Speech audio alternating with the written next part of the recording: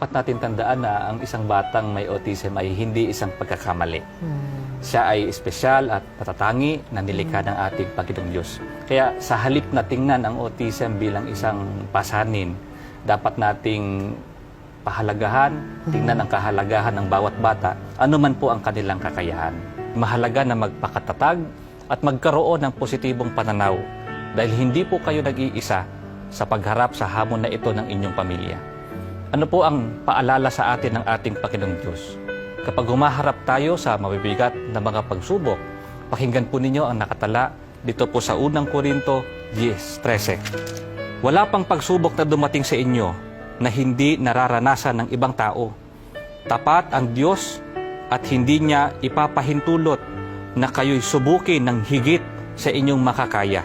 Sa halip, pagdating ng pagsubok, bibigyan niya kayo ng lakas upang makayanan ito at ng paraan upang malampasan ito.